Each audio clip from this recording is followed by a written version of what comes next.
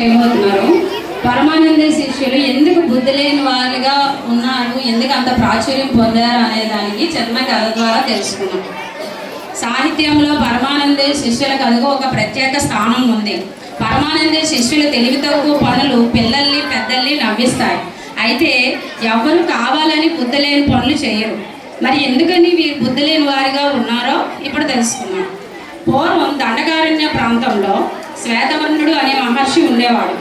ఆయనకి గురుభక్తి పరాయణులైన 13 మంది శిష్యులు ఉండేవారు. వాళ్ళు శ్వేతవర్ణుడికి సకల సేవలు చేస్తూ గురువుకి ఇష్టలుగా మారారు. వాళ్ళకి అన్ని రకాల విద్యలు నేర్పాడు శ్వేతవర్ణుడు. వాళ్ళెంత జ్ఞానులైనా ఋష్యశృంగుడిలా స్త్రీ పురుష భేదం తెలియని నిజమైన బ్రహ్మజ్ఞానులు. వాళ్ళు ఒకసారి దండకారణ్య అడవులలో ఒక పున్నమి రాత్రి కొన్ని ప్రత్యేక ఆయుర్వేద శాస్త్ర మూలికలు తీసుకురావడానికి బయలుదేరారు. తన స్నేహితురాలతో కలిసి ఆకాశ మార్గాన వెళుతూ దండకారణ్య ప్రాంతానికి వచ్చింది. సరస్సులోకి దిగి జలకాలాటలు ఆడుకుంటున్నారు. శిష్యులు సరస్సు దగ్గరికి వచ్చిన సమయంలో చంద్రలేఖ స్నానం ముగించి బట్టలు ధరించడానికి పట్టుకు వచ్చిన చంద్రలేఖను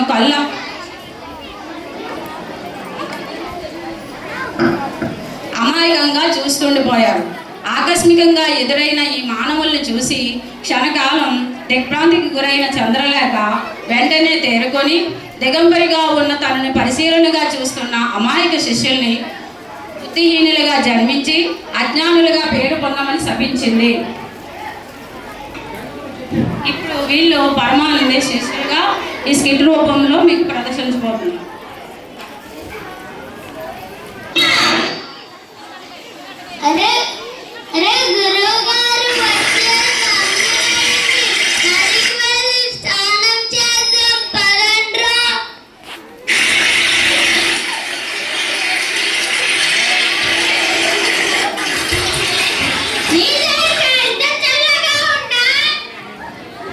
చల్లగా వేడిగా ఉంటాయి ఏంటి?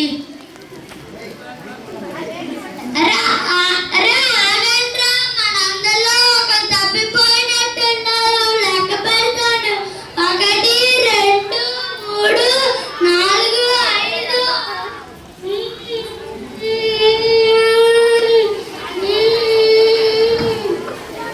5. ఎందుకురా ఏడుస్తున్నారు?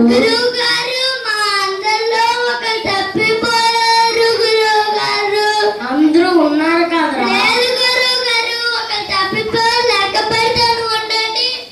1 2 3 4 5 6 మీ ముందు 7 మంది కలిసి గురువుగారు 6 మంది ఉన్నాం. తెలుగు తొక్కు దత్తమ్మ, నిన్న నువ్వు లెక్క పెట్టుకొని తర్వాత అందరినీ లెక్క పెట్టాలి. 1 2 3 4 5 6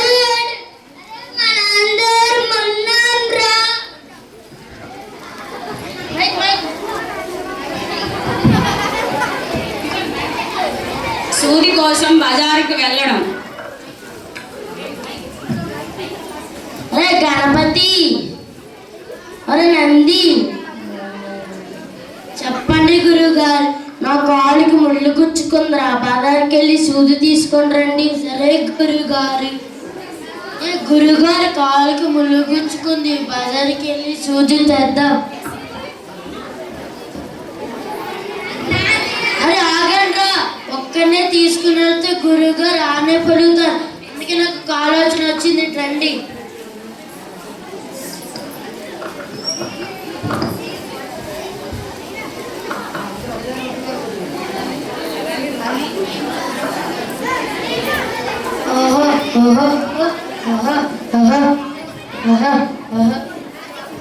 సూది ఎదురా ఇయ్యండి గురువుగారు. సూది ఎవరైనా ఇలా తీసుకొని వస్తారా? మీకు ఏ పని చెప్పినా సొంత దండుగురా. గురువుగారికి సేవ చేయడం.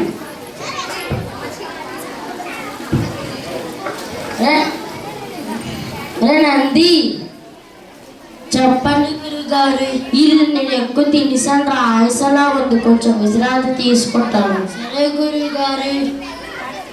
ఏ గురువుగారు ఇది ఎక్కువ తినేసారు, ఆయాసంలో ఉంది, కొంచెం విశ్రాంతి తీసుకుంటారంట.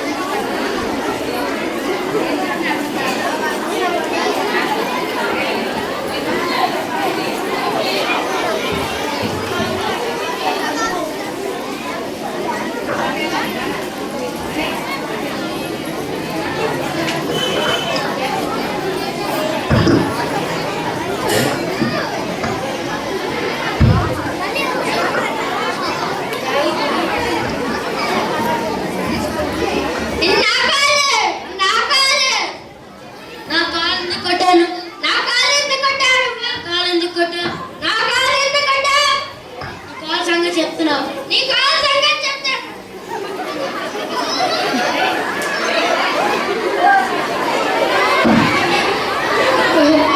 వదలండ్రా.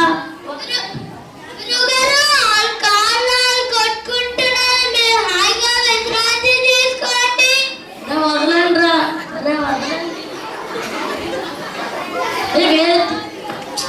వదలండ్రా.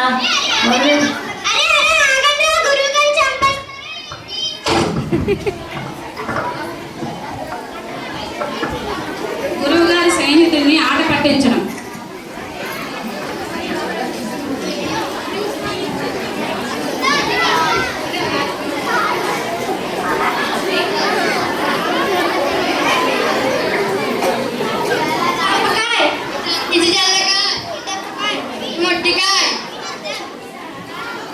అబ్బాయిలు అలా కాదురా, నేను చెప్తాను వినండి. ఇలా కొడితే లంపకాయ్, ఇలా కొడితే జల్లకాయ్, ఇలా కొడితే డిప్పకాయ్, ఇలా కొడితే మొట్టికాయ్, ఇలా కొడితే కొత్తెం. గురుగారు మనకు పాఠాలు నేర్చుకుందా. ఇలా కొడితే లంపకాయ్, ఇలా కొడితే జల్లకాయ్, ఇలా కొడితే డిప్పకాయ్, ఇలా కొడితే మొట్టికాయ్, ఇలా కొడితే కొత్తెం. అరే వదలండ్రా, మీ ఇంటికి వచ్చి ఉన్న పెద్దవారిని గౌరవించాలి, అవమానించకూడదు.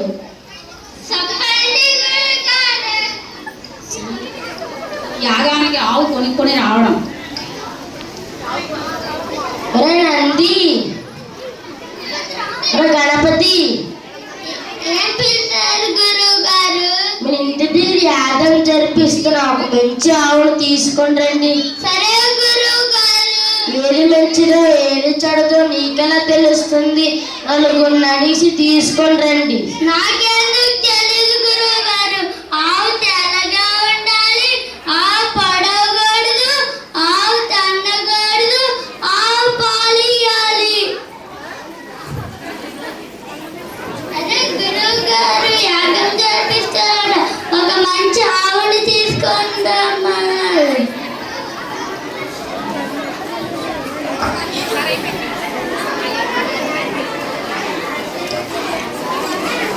వస్తుంది, ఆవు వస్తుంది. ఇంత మించావా? అవును గురువు గారు. ఆవేదిరా, గణపతి వారు మోసుకొని వస్తుంది గురువు గారు. మోసుకొని రావడం ఏట్రా? చనిపోయిన ఆవు తీసుకొని వస్తారేంటి? ఊరి చెవను పడిసి స్నానాలు చేసుకొని రండి.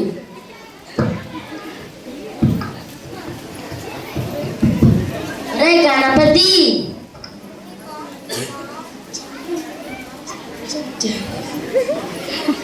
ఏం పిలిచారు గురువు గారు? నీకన్నా పశువులే కదరా, ఏ పని చెప్పినా అలా చేస్తారేంటి? ఏదైనా విషయం తిని చావరాజు. ఎందుకనే గణపతి ఏడుస్తున్నా? నన్ను గురువు గారు విషయం తిని చచ్చిపోమన్నారు. ఎక్కడిదిరా? అమ్మగారు విషయం నేను చూశాను, నన్ను తీసి.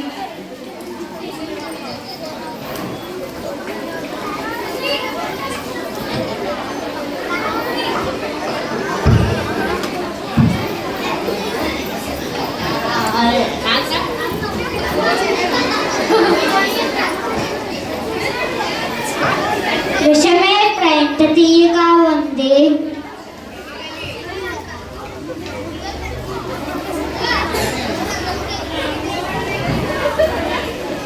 రే గణపతి, నంది, లెగండ్రా. ఎందుకు ఇలా పడుకున్నారు? మేము విషం తిని చచ్చిపోయాం గురువుగారు. విషమేంట్రా? అమ్మగారు విషం తాగిపోయినా మేము చూసాను, అది తిని చచ్చిపోయాం. దీని పేరు రే కాంతం. చెప్పండి గురుగారు. ఇలాంటి విషయం తిని చచ్చిపోయారు అంటున్నారు. వీళ్ళు తినకూడదని అబద్ధం చెప్పారు గురువుగారు. 4 గుంజాల మినులు సున్నుండలు చేస్తే అవి కూడా మింగేశారు. వీళ్ళు ఆటలకు హద్దు అదుపు లేకుండా పోతుంది. వీళ్ళని వెంటనే ఇంట్లో నుంచి పంపించేయండి. క్షమించండి గురుగారు, క్షమించండి. ఇంకోసారి ఈ తప్పు చెయ్యం గురుగారు. Thank you one and all.